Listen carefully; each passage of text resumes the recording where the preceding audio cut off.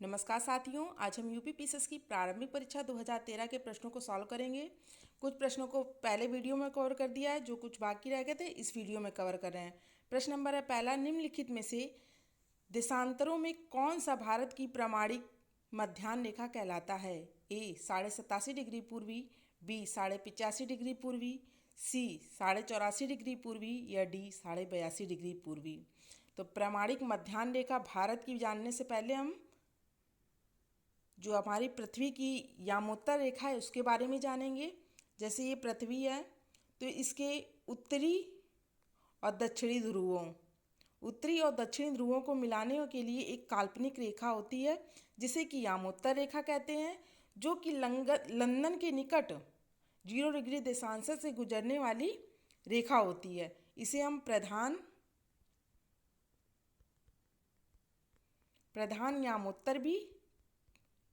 यामोत्तर रेखा भी माना जाता है, जिसे ग्रीनविच या जीएमटी रेखा भी कहते हैं। और भारत का मध्याह्न जो है वह इलाहाबाद के नैनी के निकट 82.5 डिग्री पूर्वी देशांतर से गुजरने वाली रेखा को माना जाता है। और इसी रेखा के समय को भारत का मानक समय भी कहा जाता है। तो इस प्रकार इसका राइट आंसर हो जाएगा डी, यानी 82.5 डिग्री पूर्वी जो है भारत की प्रमाणिक मध्याह्न रेखा कहलाता है। प्रश्न नंबर है दूसरा, निम्नलिखित में से कौन सुमेलित नहीं है?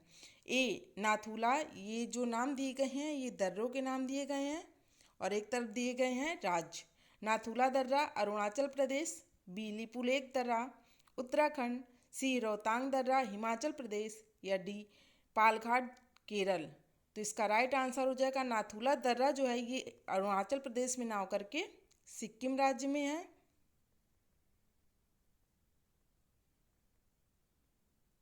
पूछा था कौन सुमेलित नहीं है, तो ए जो है सुमेलित नहीं है। बाकी लिपुलेख दर्रा ये उत्तराखंड में है, रोहतांग दर्रा हिमाचल प्रदेश में है और पालघाट केरल में है। आइए कुछ महत्वपूर्ण दर्रों जो कि अन्य एग्जामों में पूछे जाते हैं उसकी चर्चा करते हैं। नाथुला दर्रा यह पूर्वी सिक्किम के ज़िले में स्थित है और यह हिमालय में एक पहाड़ी दर्रा है। यह पूर्वी सिक्किम के एक ज़िले में स्थित है और ये एक पहाड़ी दर्रा है। यह सिक्किम को चीन के तिब्बत स्वायत्त क्षेत्र से जोड़ता है। नाथू का जो अर्थ होता है सुनने वाले कान, यानी ला का मतलब तिब्बती में पास होता है, मतलब नाथुला पास या नाथुला दर्रा। नाथू का अर्थ होता है सुनने वाले कान। नेक्स्ट है सिपिकला दर्रा, सिपकला दर्रा जो है ये सतलज नदी जी के मध्य में स्थित हिमाचल प्रदेश को तिब्बत से जोड़ता है और ये लिपुलेख और नाथुला दर्रा के बाद चीन के साथ व्यापार के लिए भारत की तीसरी सीमा पोस्ट है। तीसरा है जिलेपला या जेलपुला दर्रा। इसकी जो ऊंचाई है ये 4,267 यानी 13,999 फीट है और यह दर्रा जो है ये पूर्वी सिक्किम भारत और तिब्बत स्वायत्त क्षेत्र और चीन के बीच एक उच्च पर्वतीय दर्रा है। यह ऐसे मार्ग पर स्थित है जो कि लहासा को भारत से जोड़ता है। नेक्स्ट है नीति दर्रा, जो कि भारत को तिब्बत से जोड़ता है और यह उत्तराखंड राज्य में स्थित है। रोहतांग दर्रा यह मनाली से लगभग 51 किलोमीटर दूर हिमालय के पीर पंजाल रेंज के पूर्वी छोर पर एक ऊंची पहाड़ी दर्रा है और यह कुल्लू घाटी को भारत के हिमाचल प्रदेश के लाहौल और स्पीति घाटियों से जोड़ता है। 6 है बारालाचा पास यानी बारालाचा दर्रा। यह चास्कर रेंज में एक उच्च पर्वतीय दर्रा है जो हिमाचल प्रदेश के लाहौल जिले को लेह मनाली राजमार्ग के साथ स्थित लद्दाख में लेह जिले से जोड़ता है। नेक्स्ट है बनिहाल दर्रा। यह पीर पंजाल रेंज में 2,832 मीटर की ऊंचाई पर स्थित एक पहाड़ी दर्रा है और यह जम्मू और कश्मीर के मध्य क्षेत्र में कश्मीर घाटी को बाहरी हिमालय और दक्षिण में मैदानी क्षेत्रों से जोड़ता है और कश्मीरी भाषा में बनिहाल का अर्थ होता है बर्फीला तूफान। अघिल दर्रा यह कराकोरम में गॉडविन ऑस्टिन के उत्तर में स्थित है और यह लद्दाख को चीन के झिंजियांग प्रांत से जोड़ता है। गॉडविन ऑस्टिन जो है भारत की सबसे ऊंची पर्वत चोटी है और यह नवंबर से मई तक सर्दियों के मौसम के दौरान बंद रहता है। लनक ला दर्रा, यह दर्रा जो है लद्दाख क्षेत्र में अक्साई चीन में स्थित है, जो कि लद्दाख और ल्हासा को जोड़ता है और चीनी प्राधिकरण ने तिब्बत के साथ सिंजियांग में शामिल होने के लिए एक सड़क का निर्माण किया है। नेक्स्ट प्रश्न है, अभी कुछ और दर्रे बाकी रह गए हैं, जैसे कि पीर पंजाल दर्रा। यह जम्मू से श्रीनगर के लिए एक पारंपरिक मार्ग है। यह पास जो है विभाजन के बाद बंद कर दिया गया था। यह जम्मू से कश्मीर घाटी के लिए सबसे छोटा सड़क मार्ग है। सेंकुतह दर्रा, यह पश्चिमी घाट में स्थित तमिलनाडु के मदुरै शहर से केरल के कोट्टायम जिले के साथ जुड़ता है। पश्चिमी घाटों में दूसरा सबसे बड़ा दर्रा है, जो शहर से लगभग 5 किलोमीटर की दूरी पर स्थित सेंकोटा गैप रोड रेल लाइन है, इस अंतर से गुजरती है और यह दर्रा सिंकलोड को पुनालूर से जोड़ता है। जेलेपला दर्रा, यह सिक्किम में स्थित होने के साथ ही यह दर्रा अत्यंत महत्वपूर्ण है। नाथुला और जेलेपला दार्जिलिंग व चुम्बी घाटी से होकर के तिब्बत जाने का मार्ग, ये जो जेलेपला दर्रा है यह तिब्बत जाने के मार्ग में बना हुआ है। नेक्स्ट प्रश्न है, निम्नलिखित में से कौन भारत की प्राकृतिक बंदरगाह हैं? 1 चेन्नई, 2 कोच्चि, 3 तुतीकोरिन या 4 विशाखापत्तनम। कूट दिए गए हैं 1 और 2, बी 1 तथा 3, सी 2 तथा 3 और डी 2 तथा 4। तो इसका राइट आंसर हो जाएगा डी यानी 2 तथा 4। यानी कोच्चि और विशाखापत्तनम जो हैं ये प्राकृतिक बंदरगाह हैं। कोच्चि जो बंदरगाह है ये केरल में स्थित है और ये एक प्राकृतिक बंदरगाह है और इसे पश्चिमी तट का सर्वश्रेष्ठ बंदरगाह भी कहते हैं। पश्चिमी तट का सर्वश्रेष्ठ बंदरगाह कौन है? तो कोच्चि है। और विशाखापत्तनम की बात करें तो यह बंदरगाह जो है ये पूर्वी तट पर आंध्र प्रदेश में स्थित है। आंध्र प्रदेश में स्थित एक प्राकृतिक बंदरगाह है कोच्चि और विशाखापत्तनम, और यह देश का सबसे गहरा बंदरगाह है। अगर पूछा जाए कौन देश का सबसे गहरा बंदरगाह है तो विशाखापत्तनम जो है देश का सबसे गहरा बंदरगाह है। और चेन्नई बंदरगाह की बात करें तो ये एक कृत्रिम बंदरगाह है और यह भारत का सबसे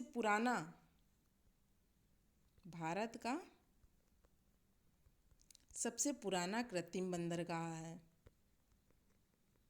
तुतीकोरिन बंदरगाह यह तमिलनाडु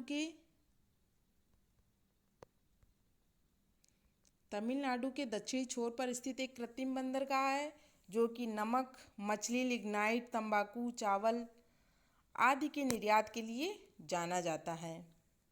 तो इस प्रकार इसका राइट आंसर हो जाएगा डी यानी 2 और 4। कोच्चि और विशाखापत्तनम जो हैं ये प्राकृतिक बंदरगाह हैं। प्रश्न 4 है, सूची फर्स्ट को सूची सेकंड के साथ सुमेलित करना है। एक तरफ कुछ शहरों के नाम दिए गए हैं और दूसरी तरफ उनके राज्य दिए गए हैं जिसे बताना है किस राज्य में स्थित है। उकाई की बात करें तो यह गुजरात राज्य में स्थित है, एक शहर है। पतरातू यह झारखंड राज्य में स्थित एक नगर है। पेंच की बात करें तो ये मध्य प्रदेश में और डाबोल की तो ये महाराष्ट्र में। प्रश्न नंबर है 5, निम्नलिखित नदियों में से किसका उद्गम जो है वह भारत में नहीं है? ए सतलज, बी रावी, सी चेनाब या डी व्यास। तो इसका राइट आंसर हो जाएगा ए यानी सतलज जो है पूछा भारत में किसका उद्गम नहीं है। तो सतलज नदी का जो उद्गम है यह भारत में नहीं है। सतलज नदी जो है वह तिब्बत के पठार की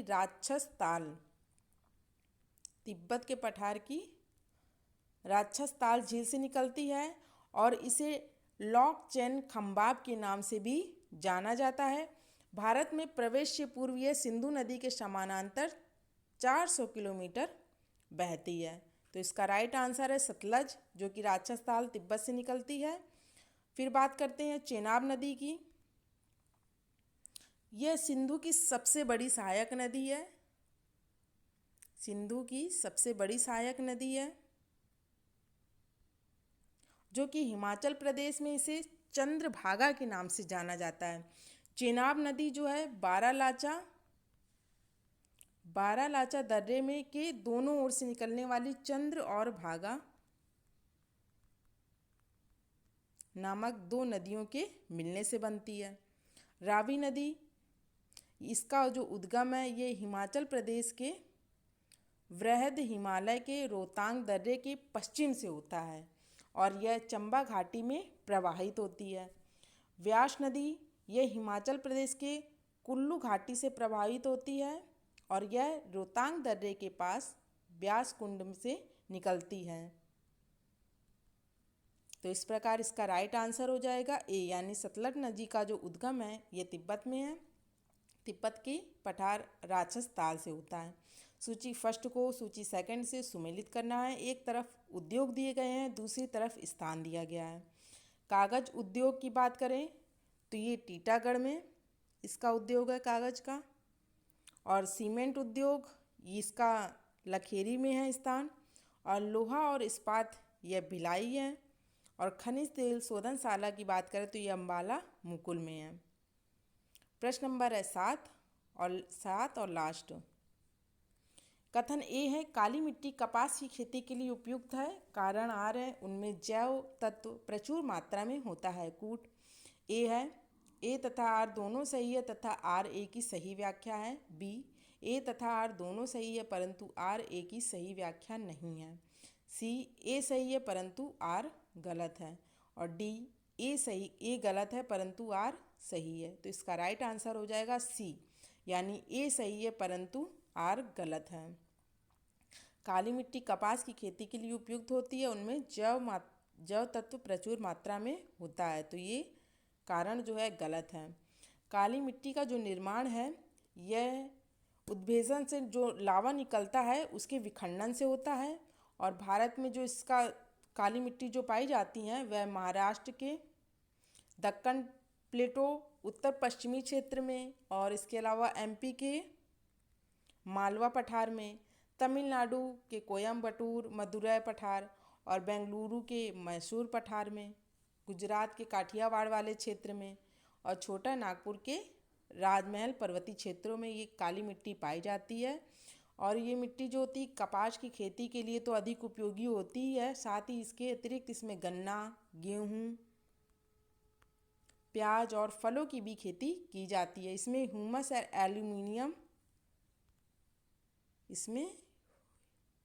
और एल्यूमिनियम एवं लोहे के टाइटेनीफेरस मैग्नेटाइट यौगिक की उपस्थिति के ही कारण मिट्टी का जो रंग होता है वह काला होता है। किसके कारण?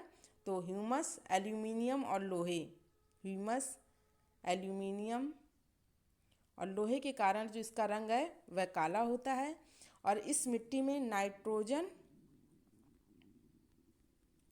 नाइट्रोजन, फास्फोरस जैसे तत्वों की मात्रा जो होती है वह कमी होती है। तो इस प्रकार इसका राइट आंसर हो जाएगा सी, यानी ए सही है परंतु आर जो है गलत है। Thanks for watching the video.